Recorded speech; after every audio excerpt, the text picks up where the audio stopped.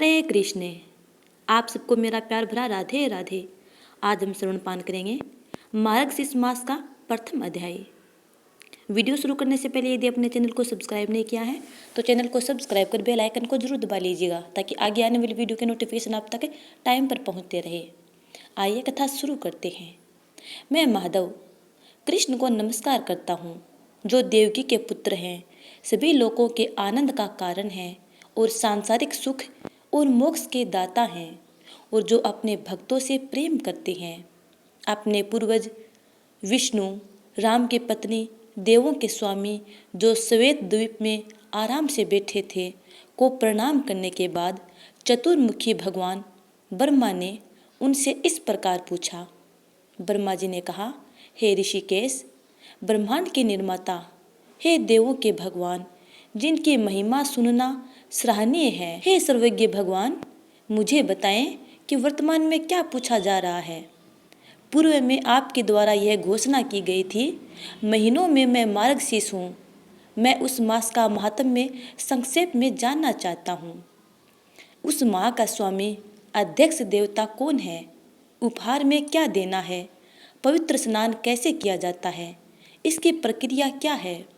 उस अवसर पर पुरुषों को क्या करना चाहिए? हे राम भगवान, क्या खाना चाहिए, क्या बोलना चाहिए?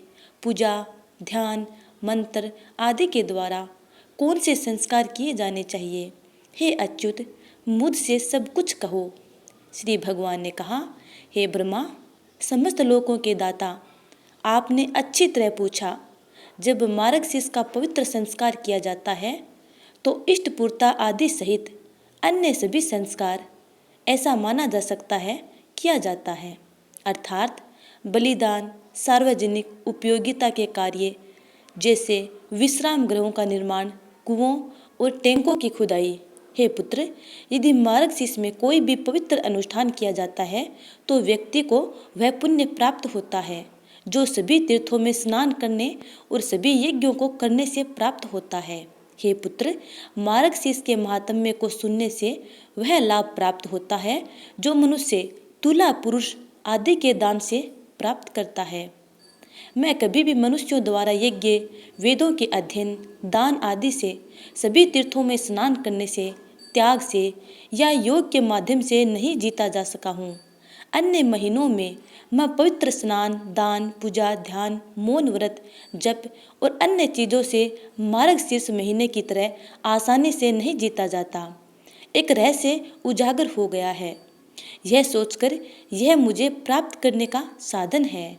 देवताओं ने अन्य धर्मों आदि की रचना की है और इस प्रकार मार्गशीर्ष को स्वर्ग के निवासियों, देवताओं द्वारा एक अच्छी तरह से संरक्षित रहस्य बना दिया गया है।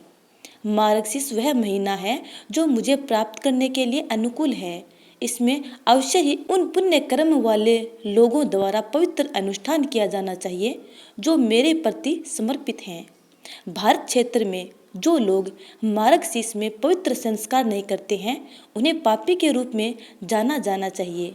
वे कलयुग से भ्रमित हैं। हे प्रिय, माघ महीने में जब सूर्य मकर राशि में होता है तो मनुष्य को वह लाभ मिलता है जो 8 महीनों में प्राप्त होता है। वैशाख माह में 100 गुना माघ का पुण्य प्राप्त होता है। सूर्य के तुला राशि में होने पर 1000 गुना पुण्य प्राप्त होता है। सूर्य वृश्चिक राशि में हो तो करोड़ गुना पुण्य प्राप्त होता है। इसलिए मार्गशीर्ष सबसे श्रेष्ठ है। इसी कारण मैं इसे हमेशा पसंद करता हूँ। यदि कोई मनुष्य भोर को उठकर विधि के अनुसार विधि पूर्वक पवित्र स्नान करे तो हे मेरे पुत्र, मैं उससे प्रसन्न होता हूँ और अपना सब कुछ उसे दे देता हूँ। इस संबंध में वे निम्नलिखित किस्सा उद्धृत करते हैं। हे पुत्र सुनो, नंदा चरवाहा एक महान आत्मा थी जो पृथ्वी पर बहुत प्रसिद्ध हुई। उसके गोकुल नामक बस्ती में हजारों ग्वाले रहते थे। हे निष्पाप, उनका मन पहले मेरे स्वरूप में आसक्त हो गया था। मैंने उन्हें मार्गशीर्ष महीने में पवित्र स्नान करने का विचार दिया। इसके बाद सुबह उनके द्वारा विधिवत पवित्र स्नान किया गया, पूजा अर्चना की गई, हविष्य चावल का उन्होंने सेवन किया और उन्हें प्रणाम किया। जब इस प्रक्रिया का पालन किया गया तो मैं प्रसन्न हो गया सचमुच मैंने प्रसन्न होकर उन्हें वरदान दिया है। मेरा अपना स्वत्व उन्हें मेरे द्वारा प्रदान किया गया था। इसलिए मार्गशीर्ष में संस्कार पुरुषों द्वारा निषेधाज्ञा के अनुसार किया जाना चाहिए। आगे की कथा हम अगले अध्याय में जानेंगे। तब तक के लिए जय श्री राधे।